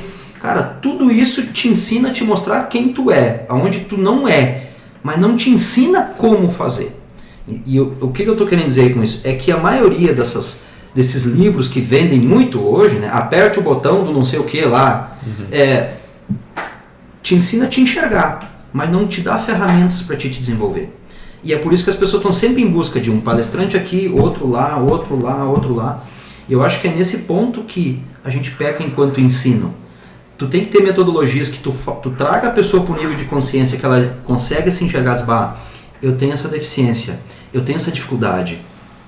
Tá, fulano, então agora eu vou te entregar uma ferramenta que tu vai aplicar na tua vida, que tu vai, passo a passo, tu vai se melhorando. Tu não vai melhorar amanhã, porque as pessoas querem é um outro problema na sociedade, que é imediatismo. Hoje, né? hoje é... A pessoa não cria músculo na academia fazendo 6 meses de academia. Precisa 1 ano, 2, alguns até 3, né? A nossa neuroplasticidade é a mesma coisa. Os nossos neurônios, nosso cérebro, o córtex pré-frontal, as memórias que nós temos, tu vai eliminando umas, vai criando outras, tu vai trabalhando o teu cérebro, dando musculatura para ele poder funcionar. Mas isso demanda tempo. Então eu tenho pessoas que dizem, Rudy, eu não consigo me concentrar em respirar. Tempo e dedicação, né? Eu disse assim, fulano, eu levei 6 meses para conseguir me concentrar em meditar. Não é nem meditação, é uma respiração profunda. Porque eu começo a respirar, me vem o que eu deixei de fazer, o que eu tenho que fazer, e eu já abro o olho, aí qualquer barulho me distrai. Sim, mas quantos anos tu tem, Cristo? Eu tenho 50. Quantas vezes tu fez isso antes dos 50? Não, eu nunca fiz. Mas então, esse é o ponto. Sim. Tu tem que criar, tu tem que dar tempo pro cérebro entender que tu quer mudar esse mindset, que tu quer criar essa neuroplasticidade, que tu quer fazer. Não é 1 dia, 2, 3, 4. Leva meses, alguns levam anos para conseguir chegar numa respiração profunda a ponto de resetar o cérebro, desligar os pensamentos, limpar, fazer a faxina mental e ressignificar a tua rede neural para aquilo que tu quer. E demora, exige disciplina, exige tempo, dedicação, persistência, mas o grande problema, de novo, não sei se eu respondi a tua pergunta, o grande problema hoje é que a maioria do que tem no mercado não te dá as ferramentas, só te mostra quem tu é. E aí por isso que tu sai em busca, termina a água aqui, eu tenho mais sede, eu vou atrás de mais água. É normal, é uma necessidade humana isso. E tu comentou que tu faz meditação todo dia. Tu tem uma rotina para tua meditação? Um horário, método? Eu já tive. No início eu me dedicava muito assim. Então, por exemplo, eu levantava às 6 horas da manhã, das 6 às 6h15 eu praticava a respiração. De noite das 10h30 às 10h45, 15 minutos todo dia. Hoje não mais. Hoje, de manhã até eu pratico. Não é todas as manhãs. Mas, por exemplo, às vezes até durante o dia. Estou sentindo que o cortisol está correndo na veia. Preciso trocar esse hormônio, né? E a respiração te proporciona isso. Tu gera ocitocina, serotonina. Eu saio da empresa, né? Vou ali, inclusive ali perto da minha empresa tem uma pracinha muito legal. Sento embaixo de uma árvore lá.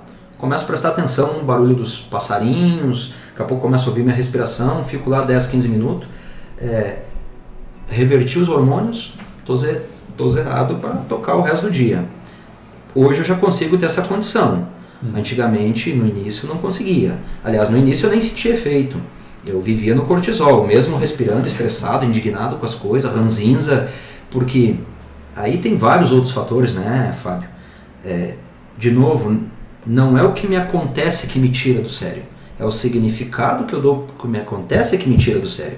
E hoje eu me faço essa pergunta usando a metacognição, né? Que meta vem do grego, que é ir além. Então é ir além do que eu penso. Então eu estou estressado com aquilo, peraí. Vai resolver, né? Qual é o significado que eu estou dando para isso? Então eu me faço algumas perguntas assim, é o fim do mundo? Não. Tem solução? Tem solução? Mais que uma. Consigo? Só não consigo enxergar, mas se eu não conseguir achar, alguém vai me ajudar a achar. Então tem solução. Aí eu às vezes me faço, e se eu morresse, alguém não teria que resolver? Ia resolver? Ou não, mas se eu morresse, tanto faz. Porque a morte é isso, né? O que tem pior que a morte? É a morte. Não tem algo pior que a morte. O maior medo da humanidade é morrer. Bom, mas o que tem pior que a morte? É a própria morte. Então, se eu morresse, alguém ia resolver ou não? Que se dane também. Né? Mas eu, enquanto aqui, preciso tentar resolver. Então, assim, que significado eu estou dando para isso que está me incomodando? Tem alguma memória dentro de mim? Algo que eu vivi parecido? Que eu tive algum desconforto? Não, é porque eu estou mesmo ranzinza hoje. Então, vamos fazer o seguinte, em vez de focar no problema, vamos focar na solução. E ainda se eu não achar a solução, fulano, estamos com esse enrosco aqui. Às vezes eu chamo o Fábio aí. Chama o coaching, o consultor. Chamo o coaching para pegar meu cachorro. Cara, me dá uma luz aí que nisso eu não tenho capacidade técnica e às vezes nem comportamental de lidar. Então, me ajuda nisso. É simples assim, porque todo problema tem mais que uma solução. Às vezes a gente só não consegue enxergar. Eu estava até na pesquisa que eu fiz do teu material, 2 palavras me chamaram a atenção, né? Então, autoconhecimento e autodesenvolvimento, tá? Eu acho que o autodesenvolvimento... Tu acha que o autoconhecimento foi um divisor de águas fez a diferença realmente quando tu pensou, mais ou menos que quando tu começou a pensar em autoconhecimento ou nesse assunto? Foi a partir do segundo módulo do curso de gestão contemporânea que a gente teve um curso chamado Autoliderança. E o módulo te fazia olhar para dentro. E aí, na verdade, foi até uma piora que eu tive. Porque hoje ele está diferente, mas na época te deixava meio no ar, assim. Quer dizer, eu consegui consegui abrir um monte de, vamos chamar de feridas mal cicatrizadas. Consegui abrir um monte de coisa que ficou me incomodando. Inclusive eu tive uma piora como pai, como marido, no trabalho, aquilo ficou me... Porque o autoconhecimento, ele te ajuda a entender quem tu é. Mas tá bom, agora eu sei quem eu sou, o que eu faço com isso? Aí é importante a segunda parte, que é o autodesenvolvimento, que é tu saber as ferramentas, conhecer as ferramentas certas para trabalhar aquilo que tu... Porque, de novo, vocês vão lembrar lá no início que eu disse assim, tinha situações da minha vida que eu sabia que não devia fazer, mas continuava fazendo. Eu não sabia de onde vinha isso. Eu conseguia enxergar de onde vinha isso. Legal, o que eu faço com isso? Agora tem uma ferramenta para trabalhar isso. Eu sei a causa raiz e eu sei... Porque, via de regra, é muito simples. É 5 passos simples para trabalhar, por exemplo, memórias, né? Eu acreditava na minha vida que maturidade tinha a ver com idade. E hoje, para mim, isso caiu por terra. Tá cheio de anciões crianças por aí, que não tem maturidade. Tá cheio de jovens, adolescentes, idosos, maduros. Às vezes tu conversa com jovens e diz, uau, cara, da onde saiu essa criaturinha aí? Né? Porque a imaturidade nada mais é que a nossa criança dentro de nós, mal resolvida, se rebelando com os contextos da vida. Quando eu não tenho domínio dessa criança, porque, veja, se eu disser para minha filha de 5 anos que eu vou chegar com um pirulito em casa e não levar, ela vai me cobrar. E se eu não levar, ela vai se frustrar, porque ela não tem maturidade para entender que o pai trabalhou até mais tarde, que o pai não sei o quê, que o pai esqueceu. Desculpa o pai, filha. Ela não tem essa maturidade, porque o córtex pré-frontal dela ainda está em construção. Ela está formando o raciocínio dela. Mas a partir de uma idade tu tem. Mas o que acontece? O teu inconsciente te leva à imaturidade. Do tipo assim, eu costumo falar, né? O Fábio sabe disso. O que é sofrimento? Sofrimento é expectativa diferente de realidade. Porque se eu crio expectativa e a coisa não acontece e eu não tenho maturidade para lidar com aquilo, o que acontece? Sofro. Mas sofro terrivelmente. Porque a minha criança dentro de mim não consegue entender por que não ganhou o pirulito. Agora, se eu tenho maturidade para entender assim, ó, bom, isso não aconteceu, primeiro, porque houve alguns contextos. Vamos entender o porquê que não aconteceu. Segundo, quem sabe não era o momento. Terceiro, quem sabe está se desenhando algo melhor, que vai ficar melhor ainda do que era para ter acontecido hoje. Tem respostas concretas? Não, mas eu estou tendo maturidade. E tem que estar muito bem preparado, né, para ter esse momento de reflexão. E é autoconhecimento, né? É o autoconhecer mesmo e respirar. Não, vou pensar aqui nas possibilidades. É isso aí. E é prática, né? Acho que isso é treinamento também. É um exercício diário. Eu tive várias oportunidades que já aconteceram comigo, que às vezes não aconteceu naquele momento e depois de um tempo aquilo aconteceu, né? E aí eu entendi que o momento anterior não era o momento certo para aquilo acontecer, tá? Então tu vê como é importante, né? Às vezes as coisas acontecem no momento certo, né? Olha só, Rogério, se as pessoas tivessem consciência, mas consciência, que 95% do tempo nós andamos no automático, que é o cérebro que nos comanda e não o contrário, só ter consciência disso, tu já está aumentando teus níveis de consciência consideravelmente. Então, por exemplo, eu costumo dizer, né? É tão exemplar e tão ridículo, né, que quando eu falo isso em sala de aula, os alunos começam a rir. Né? Quando eu digo que o cérebro nos comanda, por esse motivo que a gente se relaciona sempre com as mesmas pessoas, faz o mesmo caminho para voltar para casa, já vai no supermercado onde sabe onde está as coisas na prateleira e o corredor que está, senta no mesmo lugar da mesa para comer, na mesma ponta do sofá para assistir TV, no mesmo lado da cama para dormir. Por quê? É o cérebro dizendo, filho, vai aqui é seguro, aqui tu nunca sofreu nenhum tipo de trauma, Sim. é confortável, não tem perigo. Só que o problema é que o inverso também é verdadeiro. Sempre que nós temos um desafio maior que vai nos tirar dessa suposta zona de conforto, o cérebro busca memórias de algo que nos causou trauma, constrangimento, dor física, seja o que for, e dispara hormônios para o corpo, que leva a ter suadeira, tremedeira, náusea, vômito, diarreia, dor no corpo, dor de cabeça, e tu não sabe de onde vêm essas condições físicas, porque é o cérebro dizendo, filho, tu já viveu algo parecido com isso, tu nem lembra, porque ele também às vezes nos esconde as memórias para nos proteger, Sim. e dispara hormônios para te impedir que tu vá além. E aí tu imagina, isso na essência é o medo, né? A gente leva isso pro medo. E eu costumo dizer que o medo é um sequestrador de vidas extraordinárias. Se as pessoas soubessem administrar o seu medo, pensem comigo, quantos bons profissionais, quantos seres fantásticos na vida. E a história dos grandes gênios mostra isso, quantas barreiras eles enfrentaram para chegar onde chegaram, ser taxado de louco, porque eles tinham aquilo como muito claro, pensar fora da caixa. A história mostra isso na humanidade, né? E é isso, quantos seres iguais aí que poderiam ter, quantos Einsteins deixaram de ser na vida por causa de medo, de frustrações, sem saber, porque de novo, hoje eu me tornei uma pessoa muito mais tolerante hoje.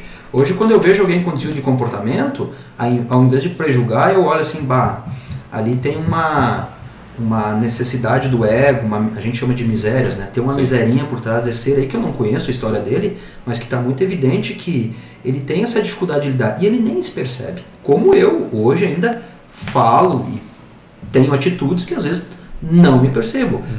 E aí as pessoas vêm me dar o feedback e dizem, olha cara, tu me deixou falando sozinho. Isso aconteceu essa semana na empresa. 2 pessoas me disseram feedback. Cara, eu me preocupei, nossa, deixou me observar.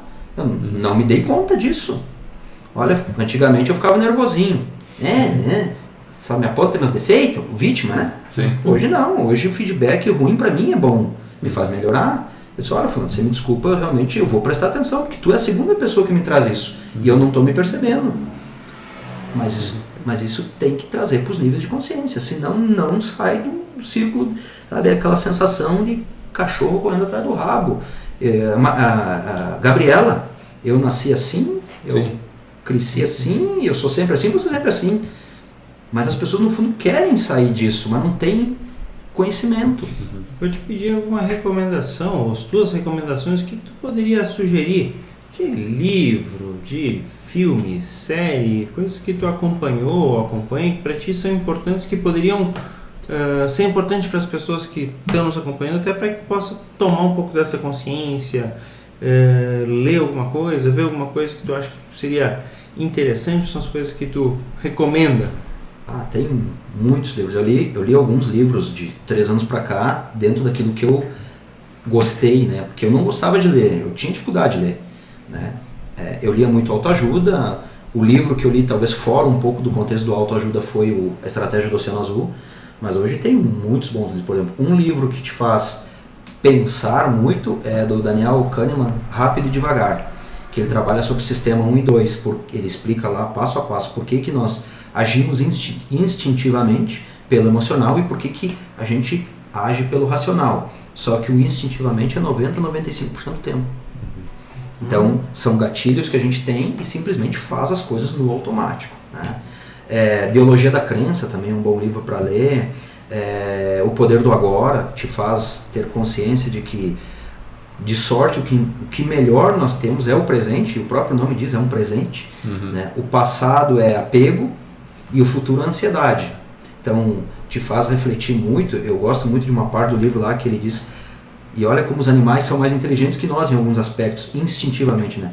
Se você fosse perguntar para um ser animal que dia é hoje, que hora é agora, e ele pudesse falar, provavelmente ele responderia, hoje é hoje e a hora é agora. Porque eles não vivem pensando no tempo. E, no entanto, salvo de doenças degenerativas, velhice ou por alguma tragédia, os animais não morrem de estresse. E aqueles que morrem de estresse são subestimados a intensivos estresses. Um passarinho que nasceu para viver solto que morre dentro de uma gaiola preso. Enfim, os animais eles não têm o estresse que nós temos, porque eles não têm a noção do tempo. Criança até os 5 anos até ir para a escola, tem estresse? Não tem noção do tempo. Né? A prova está que você bota uma criança de 4 anos no carro para ir para a praia, ali em Vila Seca eles estão perguntando: já chegamos? Estamos chegando? Falta muito? Vamos chegar? Eles não têm. Cara, tempo, né? eles vivem o agora. Eles, sabe? Então eles não têm essa noção que nós vivemos esse estresse. Então, de sorte, tem outros níveis. Filmes, por exemplo. O meu filme preferido, Green Book. É o filme que eu tenho na minha lista assim. Green Book, A Vida é Bela, O Mistério da Libélula e o Patch Adams, O Amor é Contagioso. São 5 filmes que te trazem uma lição de vida assim, que tu para refletir, né? De como que, né, desde preconceito, no Green Book, que fala muito sobre o preconceito e a simplicidade da vida, como é bom, como é simples ser feliz, né? Que é o motorista do pianista, que ele é um jeitão dele. Né? O Patch Adams, A Vida é Bela, traz um significado maravilhoso de como fazer bem ao próximo, quer dizer, aquele propósito de vida que tu tem, aquele sonho de ajudar o próximo e passar por cima de tudo e na formação de um médico tratar o ser como se ele estivesse vivendo, não olhar como se ele estivesse morrendo, porque ele invadia a ala do câncer lá para alegrar as pessoas.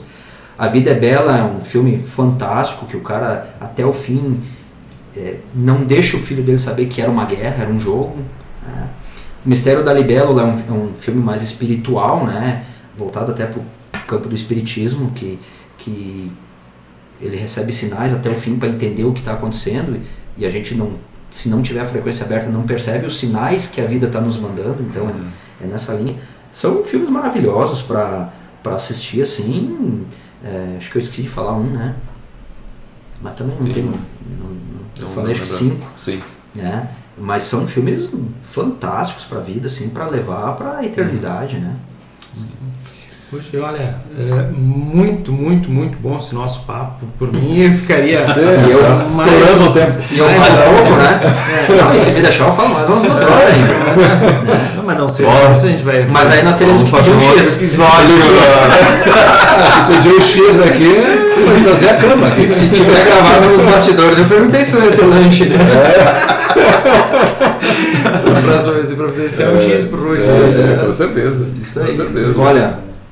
Muito obrigado pela tua vinda, pelo teu compartilhar o teu conhecimento, as experiências. Acho que é extremamente rico, e justamente essa é o propósito, de a gente poder trocar esse conhecimento, trazer informação, ver aquilo que para ti fez a tua diferença, para olhar esse teu segundo tempo de vida como tu já está fazendo diferente, para que as pessoas possam enxergar esse caminho. Acho que é justamente esse alinhado ao nosso propósito, de a gente poder mostrar isso e responder as nossas questões, responder as questões que a gente tem. Praticamente uma aula, né? Não, quase uma aula. A gente está aqui aprendendo junto. Sim. Eu gostaria de, como consideração final, primeiro é dizer que eu acho fantástico esse projeto de vocês. Traz muita reflexão, inclusive trouxe para mim, porque realmente a vida está passando, estamos no segundo tempo, né? Tomara que a gente tenha a prorrogação, né? Eu tenho um amigo que ele é fantástico, né? Ele encara a vida de uma forma muito alegre. Ele diz assim: Rude, tu vai perceber depois dos 60 que tu vai começar a ir mais a velório de amigo que aniversário. Diz ele, e eu adoro. Eu disse, como assim? É que eu prefiro estar no deles do que no meu. E ele fala, sério. Não que seja bom, ele diz assim, né? Mas é bom, porque é melhor estar no deles do que no meu. Então, assim, eu acho que a grande mensagem que a gente tem que fazer depois dos 45 e a vida passando, a gente vendo os filhos crescer, os amigos, a gente percebe que a gente vai... As limitações, eu sempre fui um adepto ao futebol e hoje já jogava pouco antes, agora pior, né? Mas assim, eu acho que a grande pergunta que o ser humano tem que se fazer na nossa idade não é quantos anos eu tenho, é quantos anos eu ainda tenho. Porque se eu colocar essa palavra no meio, muda a minha resposta e muda a forma de eu encarar a vida.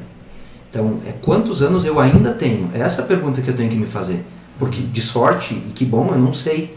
mas eu estou aqui ainda. Sim. Então é mais ou menos nessa linha aí. Uhum. Mas muito obrigado pela oportunidade de todos aí, adorei o bate-papo e na próxima vez quero X. Nós que agradecemos a tua presença. Muito obrigado pela oportunidade de tu poder compartilhar este conhecimento com a gente e convidar as pessoas que estão nos acompanhando a deixar seu recado, deixar seu comentário, compartilhar este conteúdo nas suas redes para que a gente possa propagar ainda mais esse conhecimento e que mais pessoas a gente possa convidar e compartilhar este conhecimento, que são certamente inquietações que todos nós temos e que muitas pessoas dentro da cidade estão chegando nesse tempo. Então, Rudy, muito obrigado aí pela tua presença. Obrigado a vocês. Valeu. Obrigado e até o nosso próximo programa, pessoal. Valeu, pessoal. Valeu, Até. pessoal. Valeu, obrigado. Tchau, pessoal. Até mais. Feito. Vê se gravou. Não gravou. Falta de novo. Tô empolgadão aqui. Opa. Eu começo a falar, me empolgo.